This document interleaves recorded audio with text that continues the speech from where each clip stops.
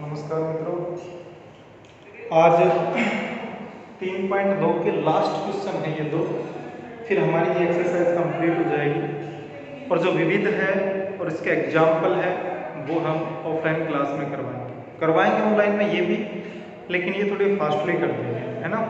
उसके बाद कुछ बच्चों ने कहा है कि सर फर्स्ट एक्सरसाइज हमारी चल रही थी तो फर्स्ट एक्सरसाइज स्टार्ट करें, उसको कंप्लीट कराएं। तो इसके जस्ट बाद हम फर्स्ट एक्सरसाइज स्टार्ट करेंगे, ठीक है। तो देखो भाई, एक ये क्वेश्चन है, बहुत अच्छा क्वेश्चन है, एग्जाम में आ सकता है, वेरी इंपॉर्टेंट क्वेश्चन है भाई ये, है ना। ये एग्जाम में आ सकता है। तो देखो क्या करना है, ये कह रहा है कि A एक मैट्रिक्स दिया गया है, I एक मैट्रिक्स दिया गया है, A square is equal to 8A plus KI। तो ये कह रहा है कि K का मान बताओ, यानी हमें K की वैल्यू बतानी है।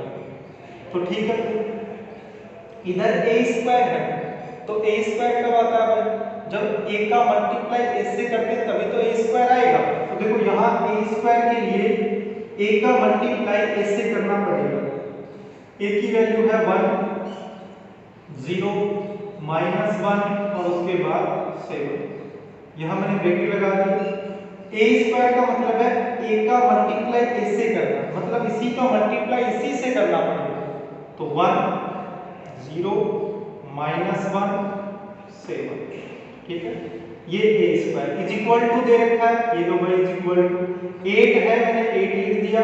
उसके बाद है A, तो A की वैल्यू देखो, A स्क्वायर का मतलब A into A is equal to 8 था, 8 लिख दिया, फिर है A, तो A की वैल्यू है 1, 1, 0, -1, 7। फिर प्लस है, प्लस लगा दिया, K है, K लिख दिया। उसके बाद A, उसके बाद है I, और I का मतलब है इकाई अवयव 0, 1। इस क्वेश्चन में I की वैल्यू दी गई, ठीक है। अब इनको सोल्व करके हमें K की वैल्यू निकालनी। देखो इसका मल्टीप्लाई इससे करना है, तो पंक्ति का कॉलम से मतलब इसको उठाओ, यहाँ रखोगे तो 1 और 0। चलो जब मल्टीप्लाई करोगे तो देखो क्या आएगा, इसका मल्टीप्लाई इससे कर दिया 1 आ गया, ठीक है भाई। फिर इसका मल्टीप्लाई इससे करोगे तो 0 आएगा, यानी +0 लिखने की आवश्यकता भी नहीं है। इसका मल्टीप्लाई इससे करोगे 0, इसका मल्टीप्लाई इससे करोगे 0, ठीक है। इसका इसके साथ, इसका इसके साथ तो 1 आया, इसका दूसरे कॉलम से करोगे 0, इसको मिटाओ। अब इसको उठाओ, -1 और 7, -1 का 1 के साथ करोगे -1, इसका -1 के साथ करोगे -7, तो -7 -1 टोटल कितना आ जाएगा, -8 आ जाएगा। इसका मल्टीप्लाई इससे करोगे 0, 7 का 7 के साथ करोगे तो कितना आ जाएगा, 49 आ जाएगा, ठीक है। यहाँ तक कोई दिक्कत नहीं। इज इक्वल टू 8 का मल्टीप्लाई सबसे होगा तो 8, 0, -8, इसका मल्टीप्लाई से करोगे 56, ठीक है भाई, ये लो। फिर प्लस K का मल्टीप्लाई इन सबसे होगा तो क्या आ जाएगा, K, 0, 0, फिर K, ठीक है भाई। हमने क्या किया है, बाहर कोई भी संख्या है तो अंदर प्रत्येक एलिमेंट से मल्टीप्लाई होगा, K भी प्रत्येक एलिमेंट से मल्टीप्लाई हो गया, तो ये आ गया। अब देखो इधर आपके पास आ गया 1, 0, -8, 49 इज इक्वल टू, ये भी मैट्रिक्स है, ये भी मैट्रिक्स है, बीच में प्लस है, तो दो मैट्रिक्स है, इनको हमें ऐड करना है। तो संगत अवयव आपस में जुड़ेंगे, तो संगत अवयव आपस में जुड़ेंगे तो 8 + K, तो क्या आ जाएगा भाई, 8 + K। इसको जोड़ोगे तो ये तो 0 हो गया भाई, इसको जोड़ोगे तो यहाँ -8 आ गया, इसको और इसको जोड़ोगे तो 56 + K, ठीक है। अब ये मैट्रिक्स और ये मैट्रिक्स इक्वल है, जब दो मैट्रिक्स इक्वल है तो उनके संगत अवयव इक्वल होते हैं भाई। तो ये बताओ इसके इक्वल होगा कि नहीं होगा, तो 1 है, ये इक्वल होगा, ये 1 इक्वल होगा किसके, 8 + K के। जब इसको पक्षांतर करोगे, इसको इधर लेके आओगे, ये माइनस का 8 हो जाएगा, प्लस का 1 माइनस का 8 माइनस 7 आ जाएगा। कितना आ जाएगा? -7। इसको इक्वल रख के भी आप वैल्यू फाइंड कर सकते हो, तब भी -7 ही आएगा। ठीक है, बहुत अच्छा सवाल है, एग्जाम में आ सकता है, बिल्कुल जी। ऐसा ही 2 नंबर का क्वेश्चन आएगा, छोटा सा, बिल्कुल सिंपल सा। तो k की वैल्यू आ गई -7। ठीक है, करेंगे भाई। देखो ये लास्ट क्वेश्चन है इस एक्सरसाइज का। इस क्वेश्चन को हम बहुत तरीके से कर सकते हैं, लेकिन हम करेंगे गणितीय आगमन सिद्धांत से, जो आपने 11th क्लास में पढ़ रखा है। देखो गणितीय आगमन सिद्धांत n धन पूर्णांक के लिए ही सिद्ध करने का एक तरीका होता है। तो गणितीय आगमन सिद्धांत से हम सिद्ध करेंगे, यानी हम इसको सोल्व करेंगे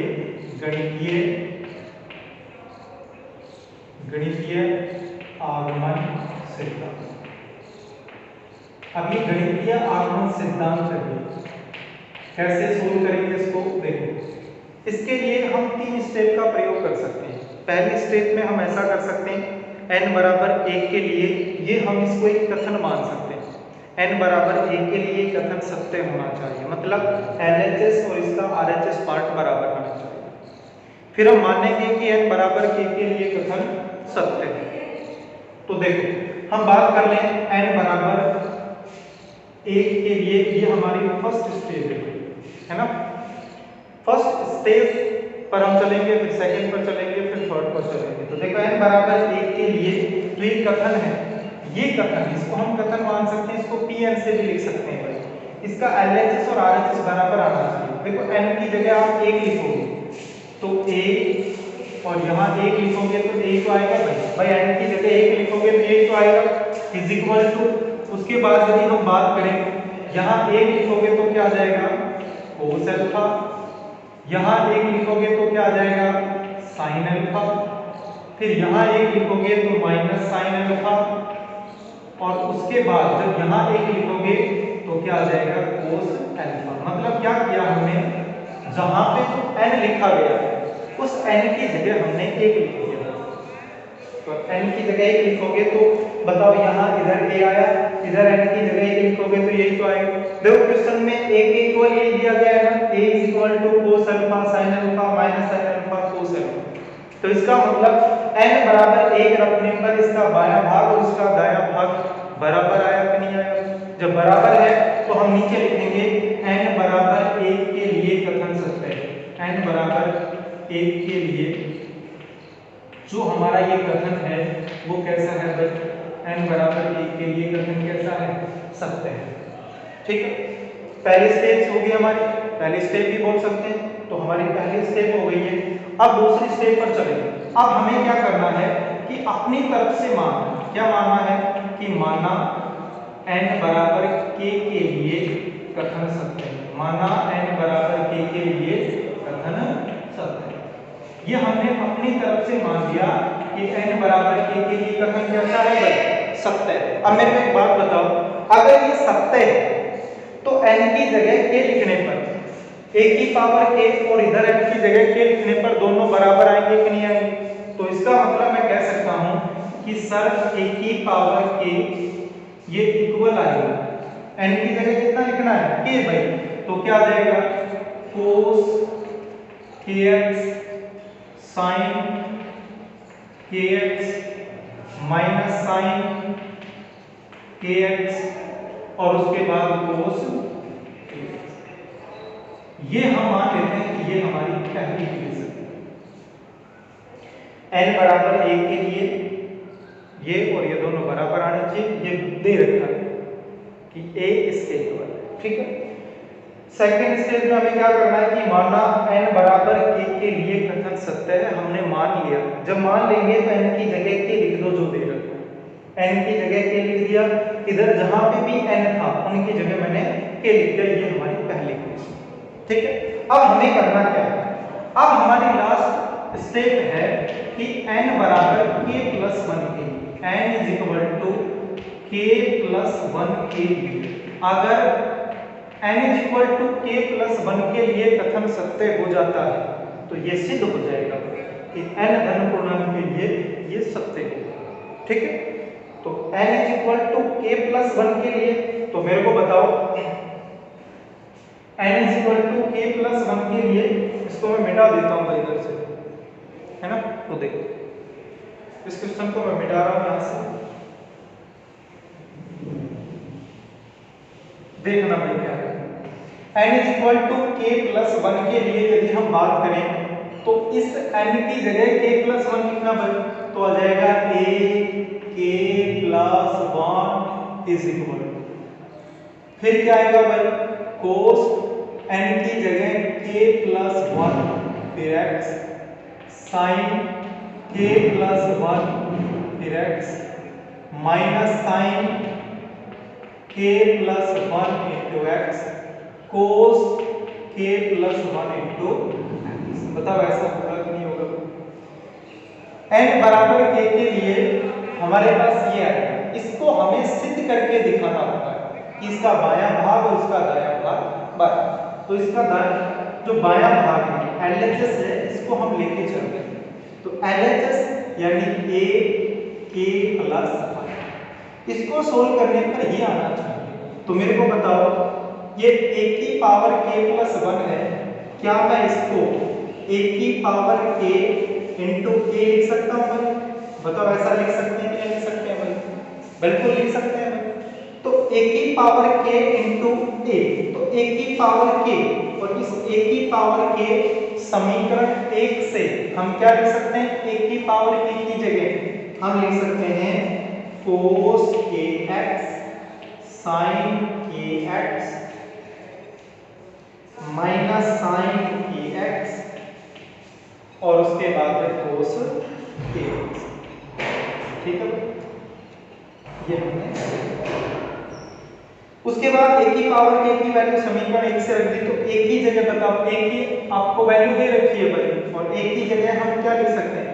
a की जगह लिख सकते हैं हम cos x sin अल्फा, उसके बाद माइनस sin अल्फा और cos अल्फा। अब कुछ नहीं करना, फिर से हमें इनका मल्टीप्लाई करना है। तो बता इसका मल्टीप्लाई इससे होगा कि नहीं होगा भाई? ये यहां आएगा, मतलब यहां आएगा cos k अल्फा या x अल्फा दे रखा है सभी, है ना।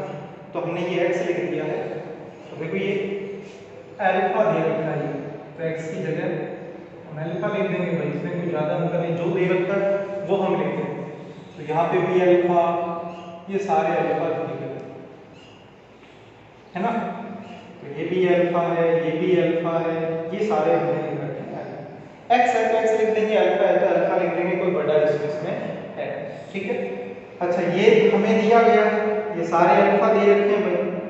अब हमें करना क्या है? इसका और इसका मल्टीप्लाई करना है। तो यहाँ पे ये आ गया, यहाँ पे ये आ जाएगा, यानी sin k अल्फा। अब इनका मल्टीप्लाई करोगे, इसका मल्टीप्लाई इससे करोगे तो क्या आ जाएगा भाई? cos k अल्फा, इससे मल्टीप्लाई होगा तो cos x, सॉरी ये अल्फा है, बार बार x आ रहा है ना। यहाँ की बात करें तो फिर इसका मल्टीप्लाई इससे होगा तो माइनस आ जाएगा sin k alpha into sin alpha. ठीक है, अच्छा ये हो गया, मतलब ये इसका मल्टीप्लाई इससे हुआ। अब बताओ इसका मल्टीप्लाई जो हमने ये लिख रखे हैं, इनका मल्टीप्लाई इनसे भी होगा, तो इनसे होगा तो यहाँ पे कुछ आएगा, तो इसको भी हमें मिटाना पड़ेगा भाई। तो यहाँ पे मैं मिटा देता हूँ इसको,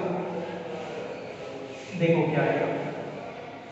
जब इसका मल्टीप्लाई इससे होगा तो ये आ जाएगा cos k alpha into sin alpha.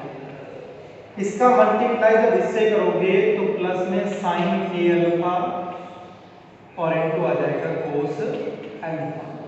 ठीक है भाई, पहली पंक्ति है, पहले कॉलम से ये आ गया, दूसरे कॉलम से करोगे ये आ गया। अब इसको यहाँ से मिटाओ, अब क्या करना है? सेकंड को उठाओ, यहाँ रखोगे, देखो ये यहाँ आ जाएगा, ये यहाँ आ जाएगा, तो मैं लिख देता हूँ माइनस sin k अल्फा और यहाँ की बात करें तो cos k। ठीक है, अच्छा इसका मल्टीप्लाई इससे होगा तो क्या आ जाएगा भाई? माइनस उसके बाद sin k अल्फा और इससे करोगे तो cos अल्फा।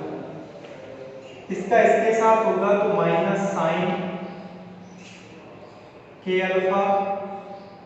देखो हम इसका इसके साथ कर दिया, हमने ये लिख दिया, इसका इसके साथ करोगे तो साइन अल्फा और क्या आ जाएगा कोस ए अल्फा।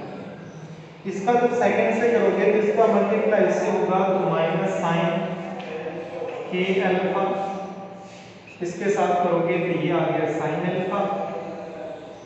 इसका इसके साथ करोगे देखो ये हो गया, इसका इसके साथ रह गया तो प्लस में कोस के अल्फा और क्या आ जाएगा कोस अल्फा।